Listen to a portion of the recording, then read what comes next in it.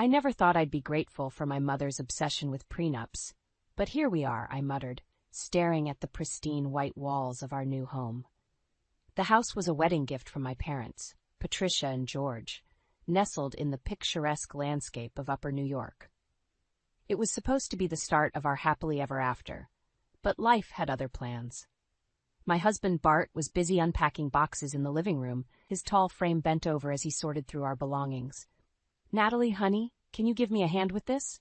he called out, his voice muffled by the cardboard. I sighed, pushing away from the window. "Coming," I replied, plastering on a smile as I joined him.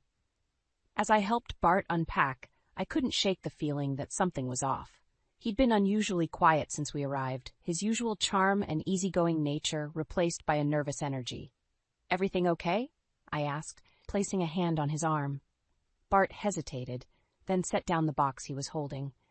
"Actually, there's something we need to talk about," he said, his blue eyes clouded with worry. My stomach dropped. "What is it?" Before Bart could answer, the doorbell rang. He visibly relaxed, as if saved by the bell.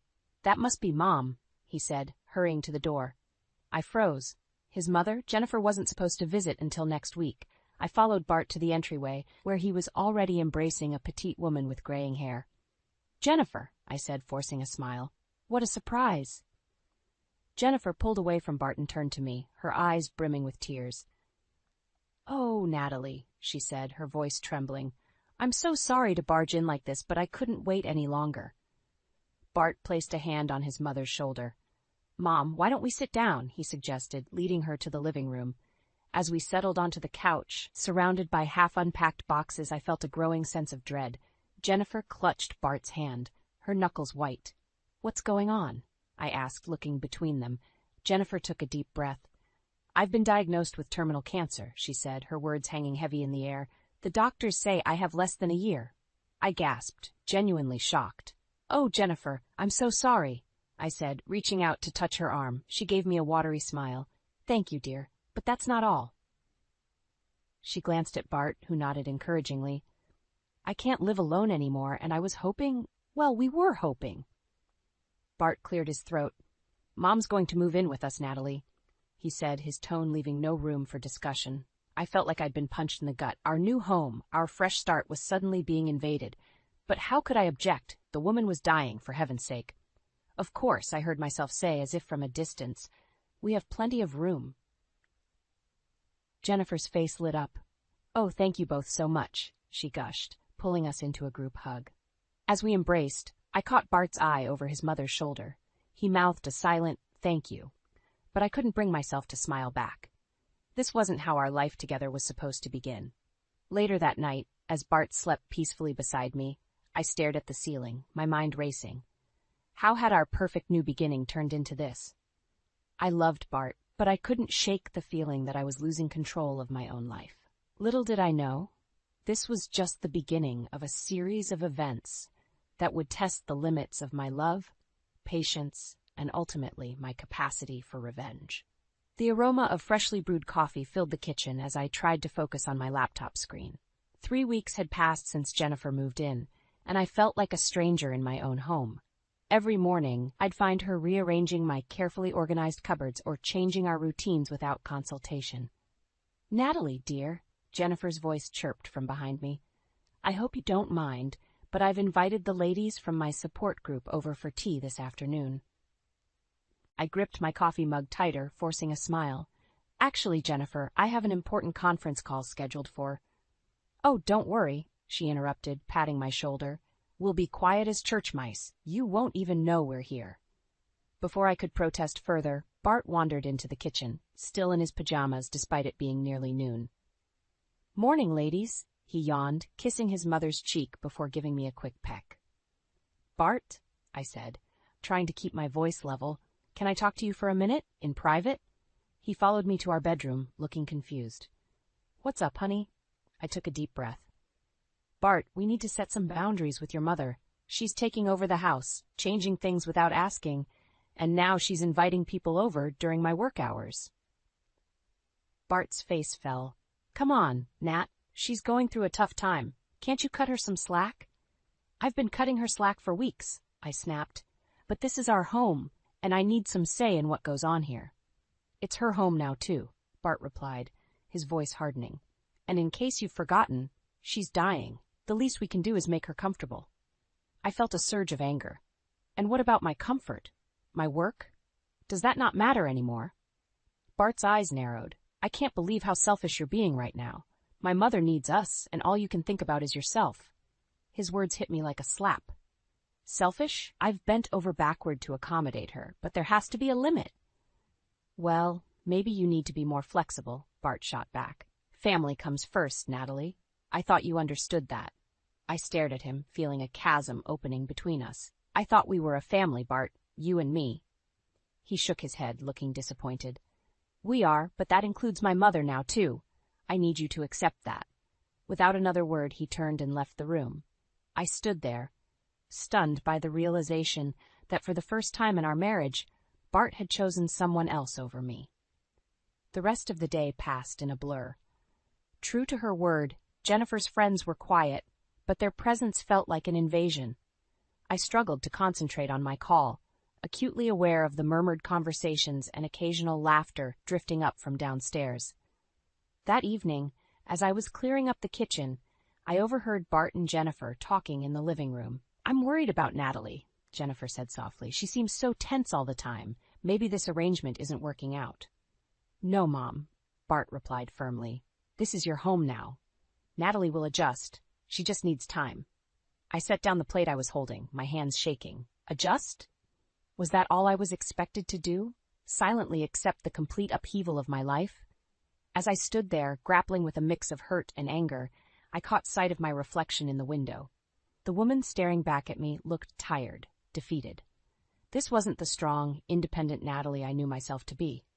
In that moment, something shifted inside me. I realized that if I didn't stand up for myself now, I might lose myself entirely.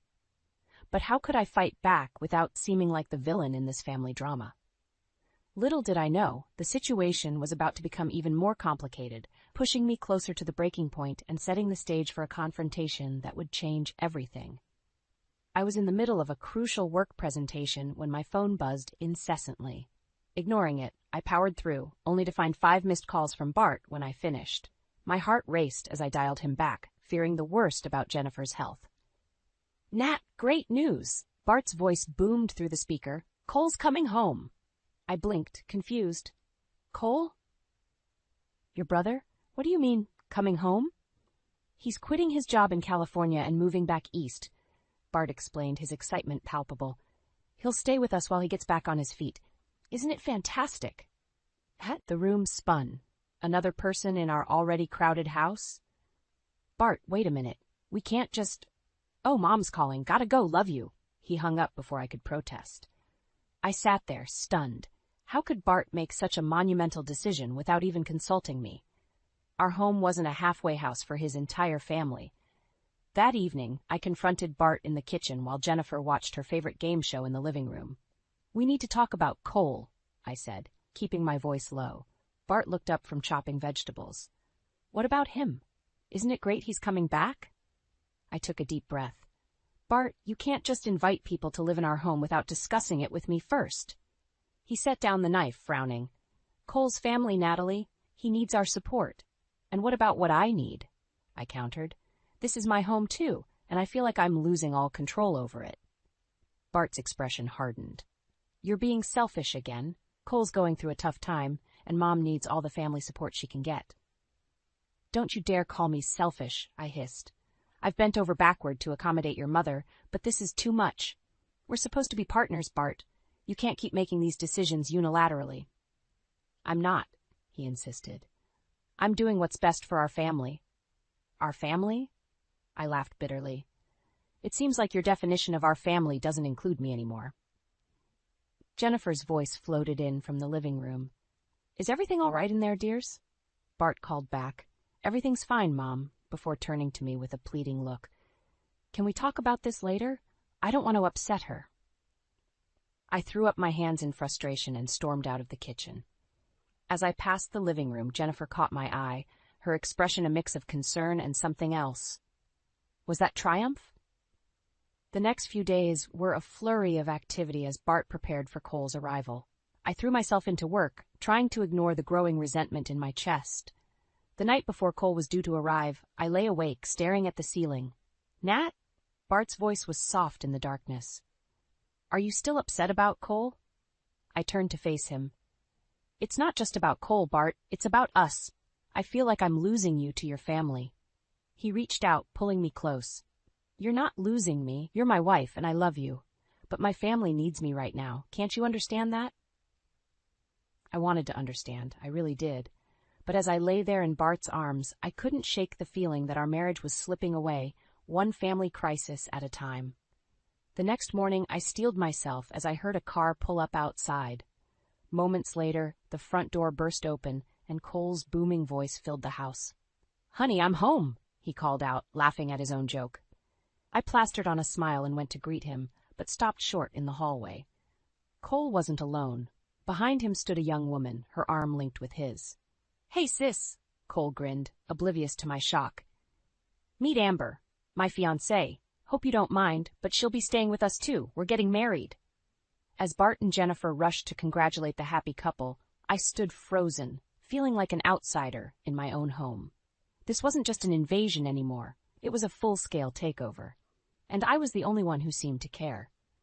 The once pristine kitchen counters were now cluttered with empty beer bottles and half-eaten bags of chips. I grimaced as I navigated the mess, the acrid smell of stale cigarette smoke assaulting my nostrils. This wasn't my home anymore. It was a frat house. "Cole," I called out, my patience wearing thin. "How many times do I have to ask you to clean up after yourself?" A muffled groan came from the living room. I stormed in to find Cole sprawled on the couch, Amber curled up beside him. The coffee table was littered with more bottles and an overflowing ashtray. "Sorry, sis," Cole mumbled, not bothering to open his eyes. "We'll get to it later." I clenched my fists, fighting the urge to scream. "No, you'll get to it now. I have clients coming over in an hour, and this place is a pigsty." Amber stirred, fixing me with a bleary-eyed glare. "Chill out, Natalie. It's not like it's a big deal." Before I could respond, Jennifer appeared in the doorway, her face etched with concern. "What's all the commotion about?" I turned to her, exasperated. "Jennifer, look at this mess. It's unacceptable." She waved a dismissive hand. "Oh, they're young. Let them have their fun. I'll tidy up later." "That's not the point," I snapped. "This is my home, and I expect it to be respected." Jennifer's eyes narrowed. "Our home, dear. Remember, we're all family here." The word family felt like a slap in the face. I opened my mouth to argue further, but the smell of smoke suddenly intensified. Whirling around, I saw flames licking up the curtains near where Cole had carelessly tossed a cigarette butt. "Fire!" I screamed, rushing to grab the fire extinguisher. Chaos erupted as everyone scrambled to action. I managed to douse the flames, but not before they left a large charred hole in the expensive curtains my mother had gifted us. As the smoke cleared, I stood there, shaking with anger and shock. Bart burst into the room, having heard the commotion from upstairs. "What happened?" he demanded, looking around wildly. "Your brother?" I spat. "Almost burned down our house because he can't be bothered to use an ashtray." Cole had the decency to look ashamed. "I'm sorry, I didn't mean—" "Save it," I cut him off. "I want you and Amber out, now." Bart stepped between us. "Natalie, calm down, it was an accident." I couldn't believe my ears. "Calm down?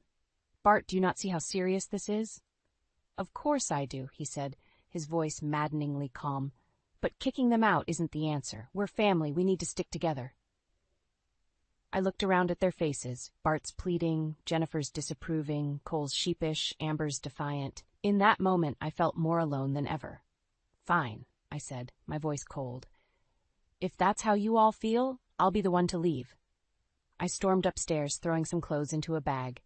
As I zipped it up, Bart appeared in the doorway. "Nat, don't do this," he begged. "Where will you go?" I shouldered past him. "Anywhere but here." As I reached the front door, Jennifer called out, "Natalie, dear, you're overreacting. Why don't we all sit down and talk about this?" I turned to face them one last time. "There's nothing to talk about. You've made it clear where your priorities lie, Bart. And it's not with me or our marriage." With that, I walked out, slamming the door behind me. As I got into my car, hands shaking as I gripped the steering wheel, I realized I had no idea where I was going. But I knew one thing for certain. I couldn't stay in that house another minute. As I drove away, tears blurring my vision, I felt a mix of anger, betrayal, and an overwhelming sense of loss. The life I thought I had, the marriage I believed in, it was all crumbling around me. And for the first time, I allowed myself to consider a possibility I'd been avoiding for weeks. Maybe this marriage wasn't worth saving after all. I returned home after 3 days at a hotel, my anger simmering, but my resolve strengthened. As I walked through the front door, the eerie silence struck me. No TV blaring, no chatter, no mess in sight. Something was off. Bart emerged from the kitchen, his face a mask of forced calm. "Natalie, we need to talk." I steeled myself. "Yes, we do. This situation is untenable, Bart. Things need to change." He nodded, gesturing to the living room. As we sat down, I noticed Jennifer peering from behind a partially closed door. My jaw clenched. "I've been thinking," Bart began, his voice unnaturally steady. "Maybe it's best if we take some time apart." The words hit me like a physical blow. "What?" He couldn't meet my eyes. "It's just the constant arguing, the tension. It's not good for anyone, especially Mom in her condition." I felt like I was drowning. "So you want to separate because I'm making your mother uncomfortable?" "It's not just that," he hurried to add. "Your attitude, the constant nagging, it's creating a toxic environment for everyone." I laughed bitterly. "My attitude? Bart, have you looked around lately? Your family has taken over our home, our life." "See, this is exactly what I'm talking about," he sighed. "You keep saying your family like they're not your family, too." "Because they're not acting like it," I exploded. "They've shown zero respect for me or this home, and you've done nothing but enable them." Bart's face hardened. "They're going through a difficult time. I thought you'd be more understanding." Understanding? I was on my feet now, shaking with fury. "I've been nothing but understanding. I've put up with your mother rearranging my home, your brother nearly burning it down, and you've consistently chosen them over me, your wife." "That's not fair," Bart protested weakly. "No, what's not fair is you blindsiding me with this separation nonsense instead of standing up for our marriage." The door creaked open, and Jennifer stepped out, her face a picture of concern. "I'm so sorry, dears. I never meant to cause such strife."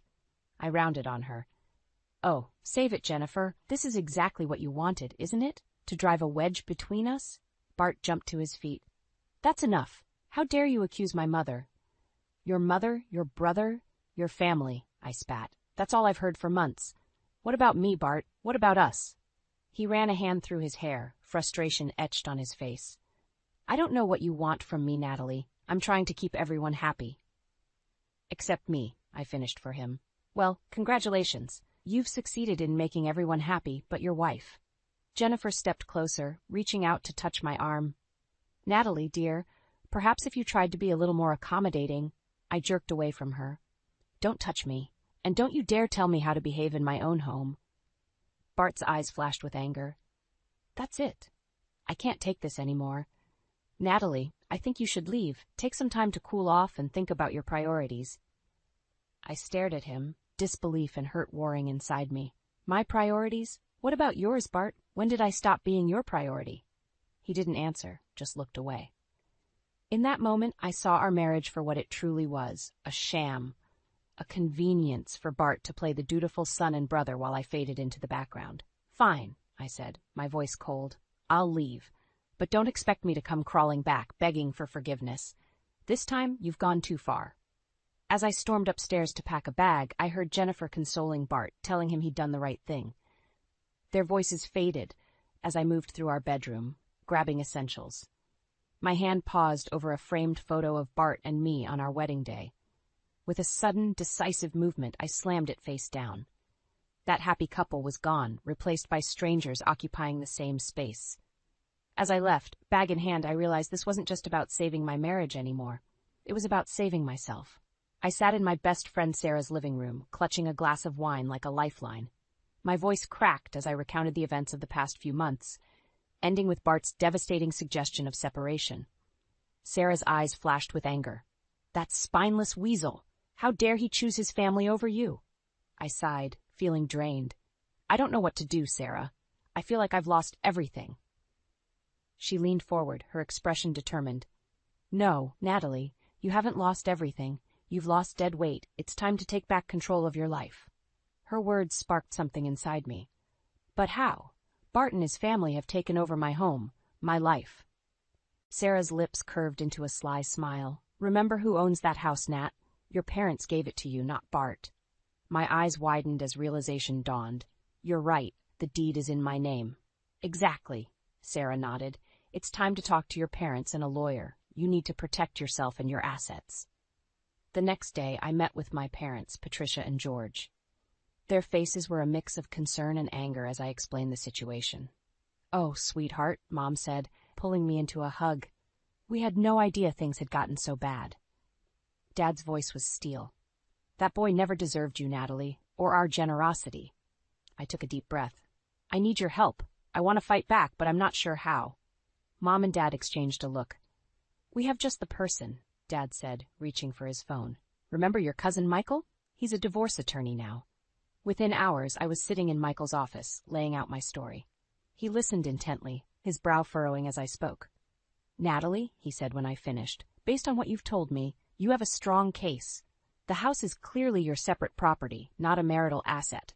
Bart has no claim to it. Hope bloomed in my chest. So what do we do?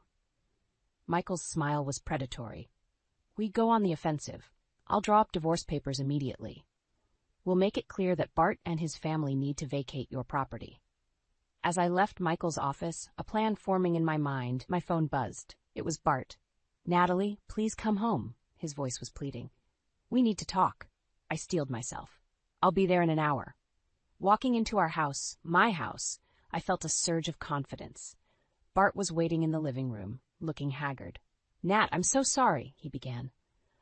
I've been thinking, and I realize I made a mistake. Can we please work this out? I almost laughed. Work what out, Bart? The fact that you chose your family over me? That you let them disrespect me in my own home? He flinched. I know I messed up, but no. I cut him off. There are no buts. It's too late for apologies. Bart's face fell. What are you saying? I took a deep breath, channeling all my hurt and anger into my next words. I'm saying it's over, Bart. I want a divorce. The color drained from his face. Divorce? Natalie? Please, let's not be hasty. Hasty, I scoffed. I've been patient for months, while you and your family walked all over me. Well, not anymore. Jennifer appeared in the doorway, her face a mask of concern. What's going on? I turned to her, my voice ice. What's going on is that you, Cole, and Amber need to start packing. This is my house, and I want you all out. Bart stood up, his face twisted with anger. You can't do that. This is our home. I pulled out the papers Michael had given me. Actually, I can, please. This house was a gift from my parents to me. It's not marital property, Bart. You have no claim to it. As the reality of the situation sank in, I saw the shock and disbelief on their faces. For the first time in months, I felt a sense of power and control. You have 1 week to move out, I said, my voice steady. All of you. As I turned to leave, Bart grabbed my arm. Natalie, please. Don't do this. I love you. I jerked away from him, tears stinging my eyes. If you loved me, Bart, we wouldn't be here. Goodbye. Walking out of the house, I felt a mix of emotions. Sadness, anger, but most of all, a sense of liberation. The war wasn't over, but I had just won a major battle, and I was ready to fight for my life back, no matter what it took. The week following my ultimatum passed in a blur of legal meetings and tense silence at home. Bart and his family seemed to be in a state of shock, tiptoeing around me as if I might explode at any moment. Part of me relished their discomfort, but another part ached for the life I thought we'd have. On the day of our first negotiation meeting, I steeled myself in the parking lot of Michael's office. This was it, the moment that would define my future. As I walked in, I saw Bart sitting there with his own lawyer, a sharp-looking woman in her 50s. His eyes were red-rimmed, and he looked like he hadn't slept in days. For a moment, my resolve wavered. Natalie, he said, his voice cracking, please, can we talk about this privately? I shook my head. We're beyond that, Bart. Let's just get this over with. Michael cleared his throat. All right, let's begin. Mr. Harrison, we've prepared a comprehensive divorce settlement. The main point of contention is, of course, the house. Bart's lawyer leaned forward. Yes, about that. My client contends that as the house was a wedding gift, it should be considered marital property. I felt a surge of anger, but Michael just smiled. I'm afraid that's not the case. We have documentation proving the house was gifted solely to Mrs. Harrison by her parents. It's her separate property. The color drained from Bart's face. What? But that's our home. We've lived there for years. Be that as it may, Michael continued, legally the house belongs to Natalie. She's within her rights to ask you and your family to vacate the premises. Bart turned to me, his eyes pleading. Natalie, you can't do this. Where will we go? What about my mother? I felt a lump in my throat but pushed through. I'm sorry, Bart, but you should have thought about that before you let your family take over our lives. His lawyer whispered something to him, and Bart's face hardened. Fine, if that's how you want to play it, we'll fight this in court. I'm sure a judge will see reason. Michael shook his head. I wouldn't advise that, Mr. Harrison. The law is clear on this matter. You'd be wasting time and money you don't have. The meeting devolved into heated arguments and tense negotiations. Hours passed and I felt my energy draining. Just when I thought we'd reached an impasse, Bart suddenly deflated. Enough, he said, his voice barely above a whisper.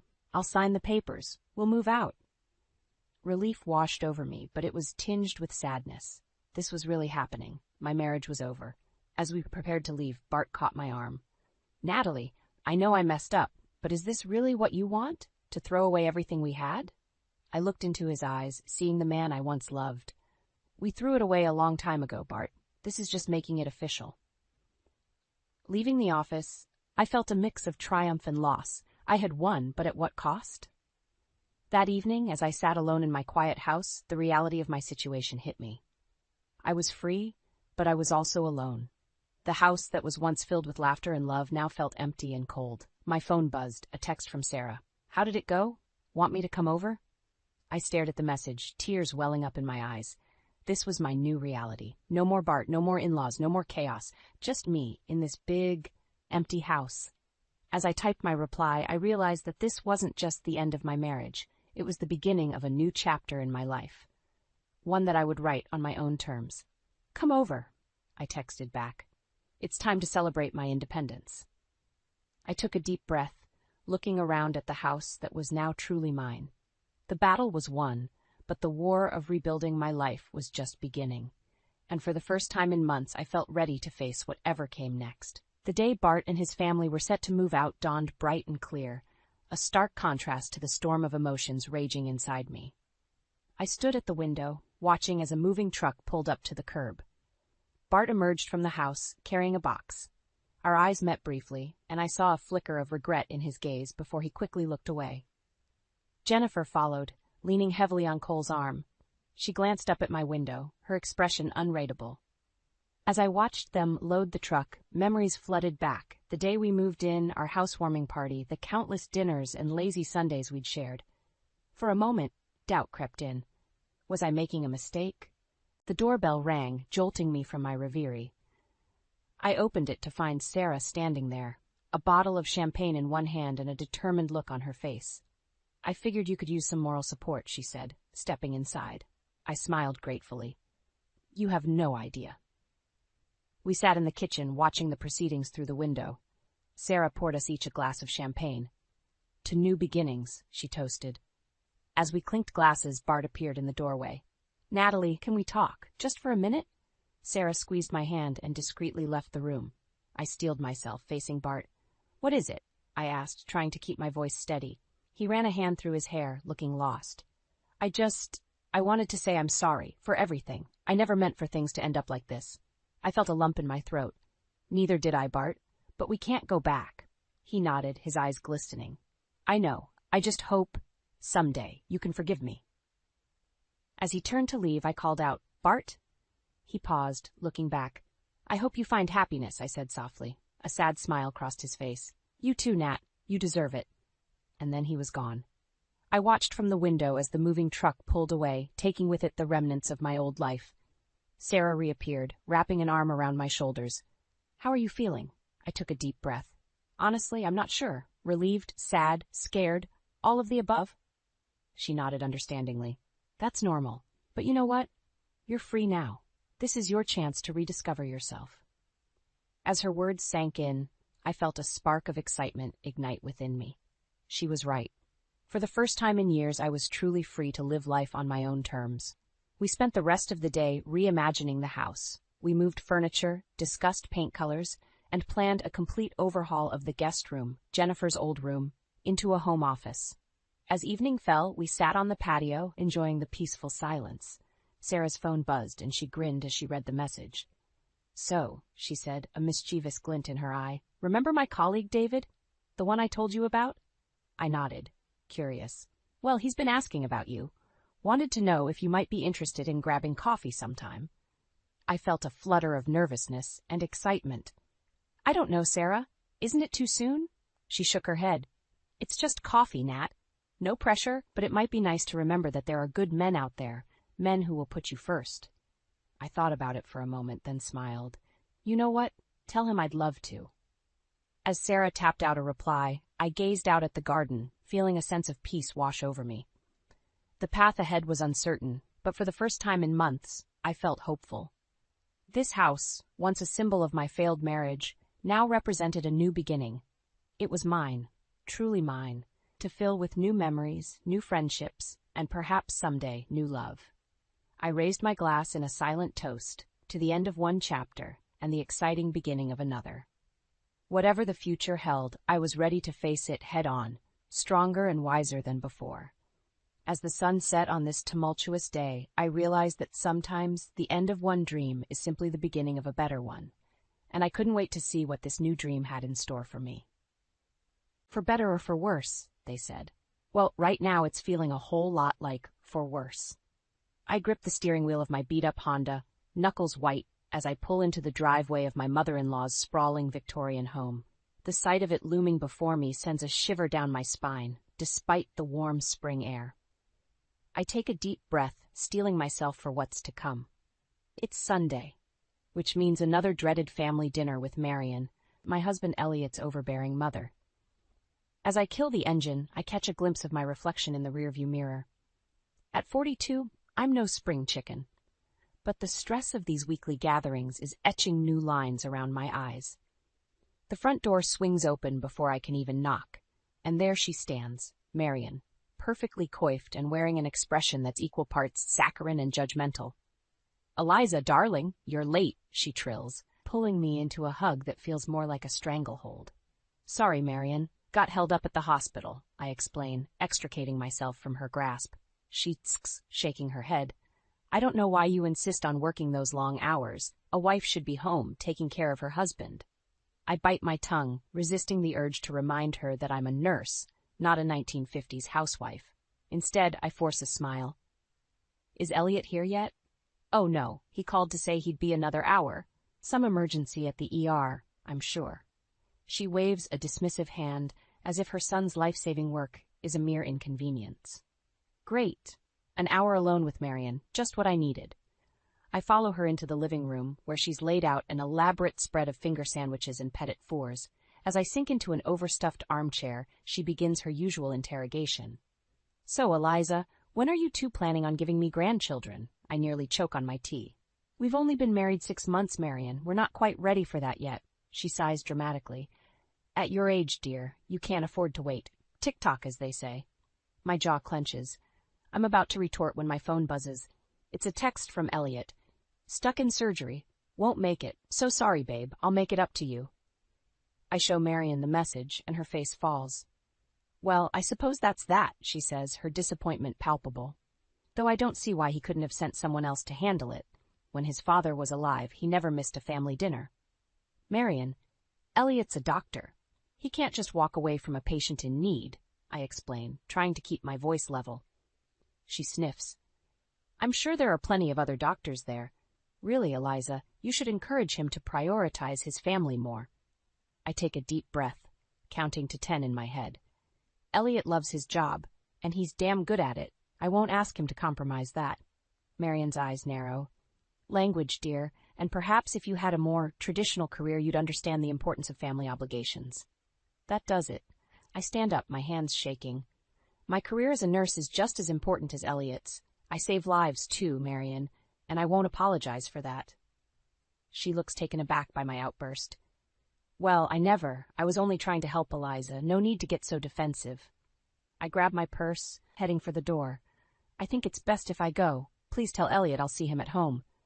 As I reach for the doorknob, Marion calls out, "Oh, Eliza, don't forget we have that family reunion coming up next month. I expect you and Elliot to be there." I freeze, my hand on the door. The family reunion. A whole weekend of this, multiplied by dozens of relatives. My stomach churns at the thought. "We'll see what we can do," I manage, before escaping into the fading sunlight. As I drive home, my mind races. How much more of this can I take? Something has to change, and soon. Otherwise, I fear this tension with Marion might just tear my marriage apart. I collapse onto our couch, exhausted from another grueling shift at the hospital. The front door opens and Elliot walks in, his face lighting up when he sees me. "Hey, beautiful," he says, leaning down to kiss me. I nod, grateful for his understanding. "Nothing a little TLC can't fix. How about you? Any exciting surgeries today, Dr. Hotshot?" He chuckles, settling beside me. "Just the usual. But hey, I've got some good news that might cheer you up." My interest peaks. "Oh, do tell." Elliot grins, his eyes sparkling. "I managed to get 2 weeks off next month. I was thinking, maybe it's time we finally took that honeymoon?" I sit up straight, my fatigue forgotten. "Are you serious? Elliot, that's fantastic." He pulls out his tablet, already scrolling through vacation packages. "I was thinking somewhere tropical, maybe Hawaii or the Caribbean." As we huddle together, excitedly planning our long-awaited getaway, the doorbell rings. Elliot jumps up to answer it, and I hear Marion's voice floating in from the entryway. "Surprise, darlings. I thought I'd drop by with some of my famous pot roast." I stifle a groan as Marion sweeps into the living room, her eyes immediately zeroing in on the vacation listings on the tablet. "Oh, how lovely. Are you two planning a trip?" Elliot nods, his enthusiasm evident. "We're finally taking our honeymoon, Mom. It's been 6 months after all." Marion's face falls for a split second before she plasters on a smile. "That's wonderful, dear. Where are you thinking of going?" As Elliot starts describing our ideas, I notice a calculating look in Marion's eyes. My stomach tightens, sensing trouble brewing. "You know," Marion interrupts, "I've always wanted to visit Hawaii, the culture, the beaches. It sounds divine." I freeze, a sense of dread washing over me. She wouldn't. "Mom," Elliot begins cautiously, "this is kind of meant to be just for Eliza and me. You know, a romantic getaway."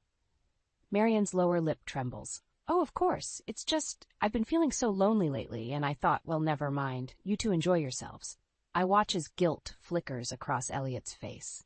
"No, no, no. Well," he says slowly, "I suppose we could look into booking an adjoining room for you, Mom. What do you think, Eliza?" I'm speechless, torn between fury and disbelief.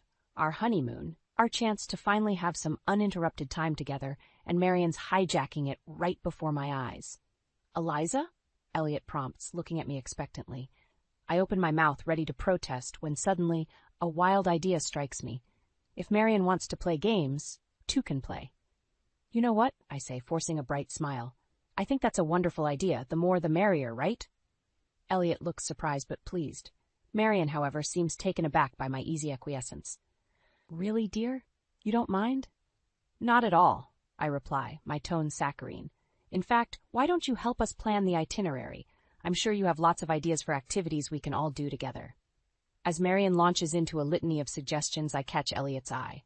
He mouths a "thank you," clearly relieved to have avoided a confrontation. If only he knew what I was really thinking. While Marion chatters on about luau's and snorkeling trips, my mind races. This is it. My chance to finally show Elliot the truth about his mother's manipulative behavior. By the end of this honeymoon, he'll see Marion for who she really is, and will finally be free of her constant interference. "Oh, Eliza," Marion gushes, reaching out to pat my hand. "I'm so glad you're on board with this. It'll be just like having a daughter again." I smile back, squeezing her hand perhaps a bit too tightly. "I can't wait, Marion. It's going to be a trip we'll never forget." As I meet her gaze, a silent challenge passes between us. "Game on, Marion. Game on." The moment Marion leaves our house, I spring into action. My mind races with possibilities as I pull out my laptop and start researching our honeymoon destination. If Marion wants to play Happy Families, I'll give her a show she'll never forget. "Eliza?" Elliot's voice interrupts my furious typing. "What are you doing?" I look up, plastering on a smile. "Just getting a head start on our trip planning, honey. Your mother seemed so excited, I thought I'd surprise her with some ideas." Elliot's face softens. You're amazing, you know that? Most women would be furious about their mother-in-law crashing their honeymoon. If only you knew, I think, but outwardly I just shrug. Well, you know what they say, keep your friends close and your enemies closer. He laughs, clearly thinking I'm joking. Mom can be a bit much sometimes, but she means well. I'm just glad you two are getting along. I nod, biting back the urge to tell him exactly how his mother means well. Instead, I turn the laptop towards him. What do you think about these activities? I was thinking we could do some couples massages, romantic sunset dinners. Sounds perfect, he says, kissing the top of my head. But what about Mom? I smile sweetly. Oh, don't worry, I've got plenty planned for Marion too. Over the next few days, I throw myself into planning our perfect family honeymoon. I book adjoining rooms at a luxurious resort, making sure Marion's room is close enough to ours that she can't complain, but far enough that we'll have some privacy. I schedule a mix of group activities and couples experiences, carefully crafting each day to showcase the difference between our newlywed bliss and Marion's solitary status. As I finalize the itinerary, my phone buzzes with a text from Marion. Just checking on the honeymoon plans, dear. I do hope you're including some family activities. I grit my teeth, typing back, Of course, Marion. Can't wait to share all the details with you. That evening, I present my master plan to Elliot over dinner. I've got it all worked out, I announce, sliding a printed itinerary across the table. Look, I've even scheduled some mother-son bonding time for you and Marion. Elliot's eyes widen as he scans the document. Wow, Eliza, this is incredibly detailed. But are you sure about all this? It seems like a lot of separate activities. I reach across the table, squeezing his hand. Trust me, honey. This way we all get what we want. You get quality time with your mom, we get our romantic moments, and Marion gets to be included. Everyone wins. He nods slowly, still looking uncertain. If you're sure? Absolutely, I assure him, my voice dripping with sincerity. In fact, why don't we invite Marion over tomorrow to go through the itinerary together? I'm sure she'll love it. The next day, Marion arrives promptly at 6 p.m., practically buzzing with excitement. Oh, I can hardly wait to hear what you've planned, Eliza, dear. I smile, handing her a copy of the itinerary. I think you'll be pleased, Marion. I've made sure to include plenty of family time. As Marion's eyes dart across the page, her expression shifts from excitement to confusion, then to barely concealed disappointment. But what about all these couples' activities? And why am I scheduled for a day trip to a neighboring island while you two have a romantic beach picnic? Well, we wouldn't want you to miss out on the full island experience, I explained smoothly. And of course, Elliot and I do need some alone time. This is our honeymoon, after all. Marion's lips purse, but before she can protest, Elliot chimes in. I think it looks great, Mom. Eliza's put a lot of thought into this. I watch as Marion struggles to maintain her composure, clearly torn between her desire to control the situation and her need to keep up appearances. Finally, she forces a smile. Of course, dear. It's lovely. I'm sure we'll have a wonderful time. As she leaves, I catch a glimpse of the thunderous expression on her face. My heart races with a mix of anticipation and dread. The game is on, and the stakes have never been higher. One way or another, this honeymoon will change everything. The days leading up to our honeymoon fly by in a whirlwind of preparations and barely concealed tension. I'm meticulously packing our suitcases when Elliot walks in, his face creased with worry. Eliza, can we talk? He asks, perching on the edge of our bed. I pause, a knot forming in my stomach. Of course, honey. What's wrong? He sighs, running a hand through his hair. It's Mom. She called me at work today, upset about the itinerary. She feels like we're trying to exclude her. I force myself to remain calm, though my heart is racing. That's ridiculous. We've included her in plenty of activities. I know, Elliot says, his voice tinged with frustration. But she's threatening to back out of the trip altogether. She says if we don't want her there, she'll just stay home. For a moment, wild hope surges through me. Could it really be this easy? But then I see the pain in Elliot's eyes, and I know I can't let him down. We can't let that happen, I say, surprising even myself with my vehemence. This trip means so much to you, having both of us there. I'll talk to her, smooth things over. Elliot's face lights up with relief. You'd do that? Oh, Eliza, you're amazing. I don't know what I'd do without you. As he pulls me into a hug, guilt gnaws at my insides. What am I doing? Am I any better than Marion, manipulating the situation like this? But it's too late to back down now. That afternoon, I drive to Marion's house armed with a revised itinerary and a plan. Marion answers the door, her face a mask of cold politeness. Eliza, what a surprise. Hi, Marion, I say, forcing a smile. I heard you were having second thoughts about the trip. I wanted to come by and clear the air. She ushers me inside, and we sit in her overly formal living room. I pull out the new itinerary, launching into my carefully prepared speech. I realize now that our original plan might have seemed a bit exclusionary, I begin. So I've made some changes. Look, I've added more group activities, and I've even scheduled some one-on-one time for you and me to get to know each other better. Marion's eyebrows shoot up in surprise. You and me? Really? I nod, warming to my performance. Of course. We're family now, Marion. I want us to be close. As we go through the new schedule, I can see Marion's resistance crumbling. By the time I leave, she's not only back on board with the trip, but actually seems excited about it. Back in my car, I let out a long, shaky breath. I've done it. I've secured Marion's participation in her own undoing. But at what cost? That night, as Elliot and I lay in bed, he turns to me with a tender smile. I don't know how you did it, but Mom called me gushing about how wonderful you are. She can't wait for the trip now. I force a smile, guilt churning in my stomach. That's great, honey. I'm glad we worked it out. As Elliot drifts off to sleep, I lie awake, staring at the ceiling. What have I become in my quest to expose Marion? Am I turning into the very thing I despise? But then I remember all the snide comments, the constant criticism, the way Marion has tried to come between Elliot and me from day one. No, I decide. I'm not like her. I'm protecting my marriage, my happiness. This is necessary.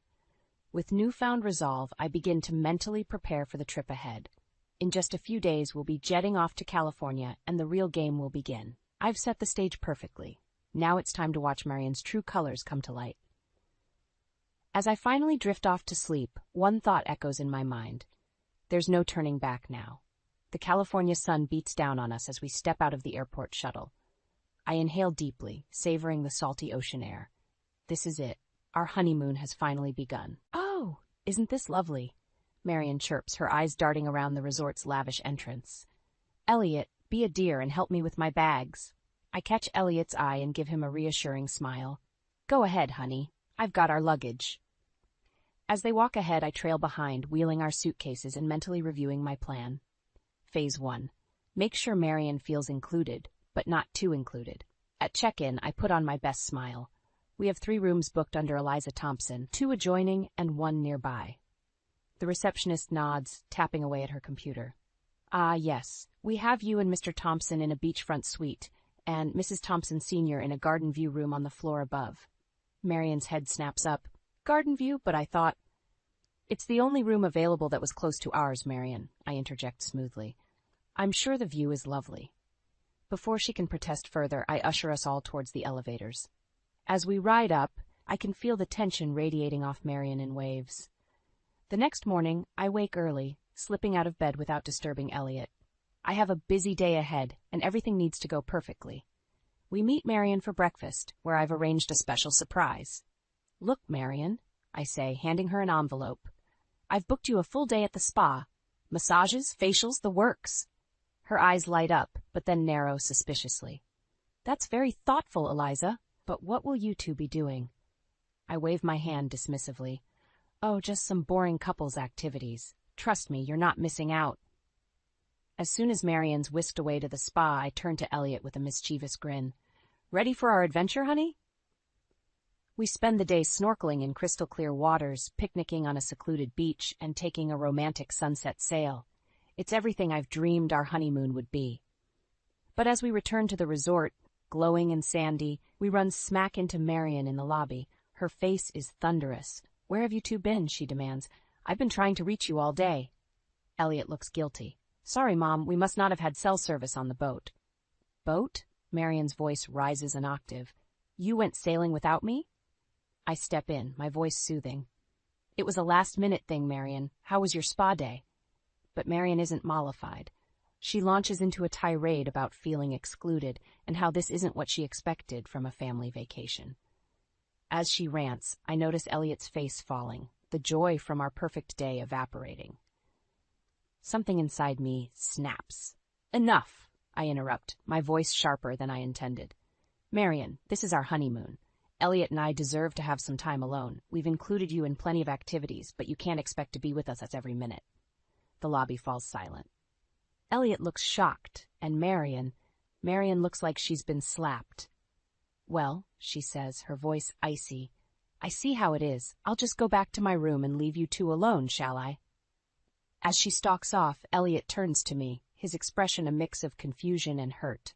"Eliza, what's gotten into you? That's not like you at all." I open my mouth to explain, to defend myself, but the words stick in my throat. What can I say? That I've been plotting to expose his mother's selfishness? That I've been manipulating this entire trip? In that moment, I realize I've reached a crossroads. Do I come clean to Elliot about everything, risking our relationship in the process?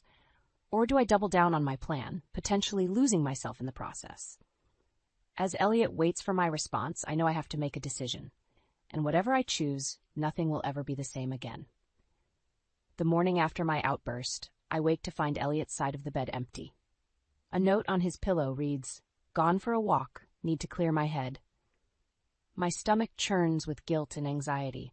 I drag myself to breakfast, where I find Marion sitting alone, stirring her coffee with sharp, angry movements. She looks up as I approach, her eyes cold. "Well, if it isn't the blushing bride," she says, her voice dripping with sarcasm, "come to exclude me from something else?" I take a deep breath, reminding myself of my ultimate goal. "Marion, I'm sorry about yesterday. I was hoping we could start fresh today." She sniffs dismissively. "I'm sure you were. Where's Elliot?" "He went for a walk," I reply, trying to keep my voice steady. "Listen, I thought maybe we could spend some time together today, just the two of us." Marion's eyebrows shoot up in surprise. "Oh? And what did you have in mind?" I force a smile. "How about a spa day? My treat." As we sit side by side getting pedicures, the tension between us is palpable. Marion keeps making little digs about my temper and how Elliot deserves someone more even-keeled. I'm about to snap back when my phone buzzes. It's a text from Elliot. "Where are you? We need to talk." My heart races. "I'm sorry, Marion," I say, standing up abruptly. "I need to go." I find Elliot pacing in our room, his face a mask of confusion and hurt. "Eliza, what's going on? First, you blow up at my mother, and now you're spending the day with her? I feel like I don't even know you anymore." The words tumble out before I can stop them. "I'm trying to show you what she's really like, Elliot. She's manipulative and controlling, and she's trying to come between us." Elliot's face hardens. Is that what this whole trip has been about? Some scheme to turn me against my own mother? "No. I mean, yes, but," I falter, realizing how it all sounds. "Elliot, you have to understand." He holds up a hand, cutting me off. "I need some time to think. I'm going to dinner with Mom. Alone." As the door closes behind him, I collapse onto the bed, my carefully laid plans crumbling around me. Hours later, I'm startled awake by raised voices in the hallway. I creep to the door, listening. "I can't believe you're taking her side." Marion's shrill voice pierces through the wood. "I'm not taking sides, Mom," Elliot replies, his voice strained. "I'm just saying that maybe Eliza had a point about boundaries." "Boundaries? I'm your mother." "Yes, and Eliza is my partner. You need to respect that." I hear Marion's sharp intake of breath. "I see. Well, if that's how you feel, perhaps it's best if I go home early." "Mom, don't be dramatic." No, I know when I'm not wanted, I'll book a flight for tomorrow." As their voices fade, I sink to the floor, my emotions a tangled mess. I've won, haven't I? Marion's leaving, and Elliot seems to be seeing things my way. So why do I feel so hollow? The door opens, and Elliot steps in, looking exhausted. His eyes meet mine, and I see a mixture of love, disappointment, and uncertainty swirling in their depths. "Eliza," he says softly, "we need to talk. About everything." I nod, my throat tight. This is it, the moment of truth. As I stand to face my husband, I realize that the outcome of this conversation will determine not just the fate of our honeymoon, but the future of our marriage. With a deep breath, I prepare to lay it all on the line, knowing that once the words leave my mouth, there's no going back. The game I've been playing is about to end, one way or another. The flight home is tense, with Marion pointedly ignoring me and Elliot caught in the middle. As we touch down, I feel a mix of relief and dread.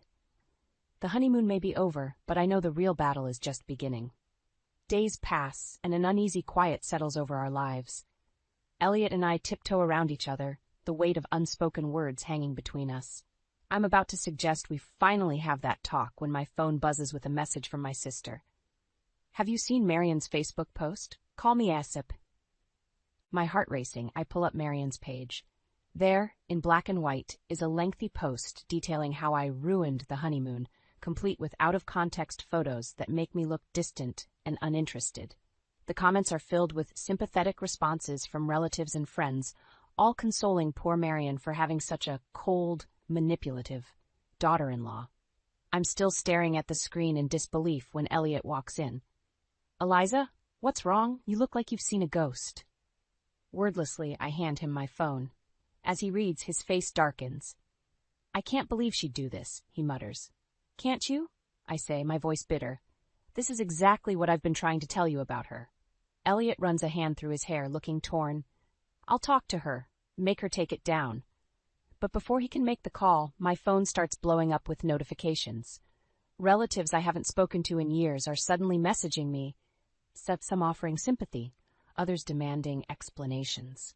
It's as if the floodgates have opened, and years of Marion's subtle manipulations are finally coming to light.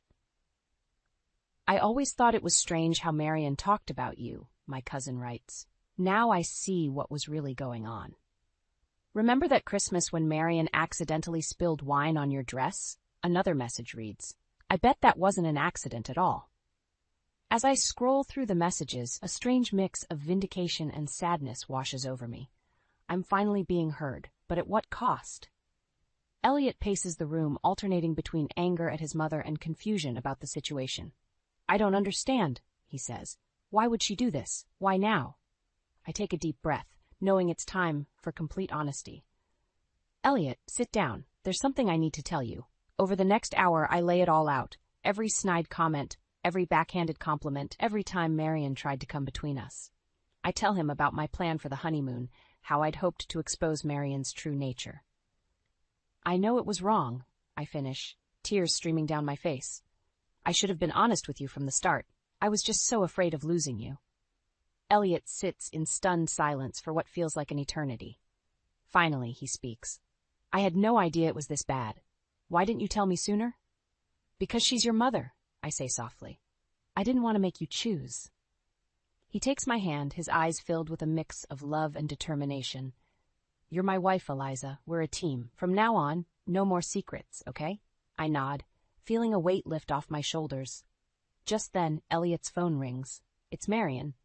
"I have to take this," he says, his jaw set. "It's time I set some boundaries." As he answers the call, stepping into the other room, I sink onto the couch, emotionally drained. I know we're not out of the woods yet. Marion won't go down without a fight, and there are still wounds to heal in our marriage. But for the first time in a long time, I feel hope. Whatever comes next, Elliot and I will face it together. And that, I realize, is the real victory. Not exposing Marion, but strengthening our bond as a couple. As I hear Elliot's voice rise from the other room, I steel myself for what's to come. The final showdown with Marion looms, and I know it will test us all. But I'm ready. We're ready. 5 years have passed since that tumultuous honeymoon, and life has settled into a rhythm I never thought possible. Elliot and I stand in our nursery, putting the finishing touches on the pale yellow walls. I rest a hand on my swollen belly, feeling our daughter kick. "She's feisty," I laugh. "Just like her mom." Elliot wraps his arms around me from behind, his chin resting on my shoulder. "God help us if she's got your stubbornness and my mother's tenacity." We both freeze for a moment at the mention of Marion. It's been years since we've spoken to her, the aftermath of the honeymoon and her Facebook tirade creating a chasm too wide to bridge. Elliot had tried in those early days to maintain some sort of relationship, but Marion's refusal to acknowledge her behavior or apologize to me had made it impossible. As if summoned by our thoughts, the doorbell rings. We exchange puzzled glances. We're not expecting anyone. Elliot goes to answer while I waddle behind, curiosity getting the better of me. I hear her voice before I see her. Elliot, darling, surprise! My blood runs cold. Marion, she breezes past Elliot, her arms laden with gift bags, and stops short when she sees me. Her eyes widen at my pregnant belly. Eliza, she says, her voice a mix of shock and something else. Regret? I had no idea. For a moment we all stand frozen, the weight of years of silence and hurt hanging between us. Then Elliot steps forward, his voice firm but not unkind. Mom, what are you doing here? Marion's composure cracks. I missed you. Both of you. When I heard through the grapevine that you were expecting, I realized how much I'd lost, how much I'd thrown away with my pride and my need to control everything. She turns to me, her eyes brimming with tears. Eliza, I know I have no right to ask this, but can we start over? I want to be a part of your lives, of my grandchild's life. I've been in therapy, trying to understand why I acted the way I did. I know now how wrong I was, how much I hurt you both. I feel Elliot tense beside me, ready to defend me if needed. But as I look at Marion, really look at her, I see something I've never seen before. Vulnerability. Humility. The mask of perfection she always wore has crumbled, revealing a woman who's finally facing her own flaws. Taking a deep breath, I make a decision that surprises even me. Would you like to see the nursery? Marion's face lights up with hope. As we show her around the cheerful yellow room, I feel a shift in the air. It's not forgiveness, not yet, but it's a start. Later that night, as Elliot and I lay in bed, he turns to me with wonder in his eyes. I can't believe you did that, after everything she put you through. I shrug, my hand resting on my belly. I did it for her, I say, nodding towards our unborn daughter. And for us. I don't want her growing up in a family torn apart by grudges. Besides, I add with a small smile, your mom's not the only one who's changed. I've learned a thing or two about forgiveness and second chances. Elliot pulls me close, kissing my forehead. You're amazing, you know that? As I drift off to sleep, I reflect on the journey that brought us here. The battles fought, the tears shed, the hard-won victories. I think about the woman I was 5 years ago, so desperate to prove herself, to win at any cost. And I think about the woman I am now, stronger, wiser, and finally at peace. Tomorrow, we'll take the first tentative steps towards rebuilding our relationship with Marion. It won't be easy, and there will be setbacks. But as I feel my daughter move inside me, I'm filled with hope for the future. A future where love, understanding, and forgiveness triumph over past hurts. In the end, isn't that what family is all about?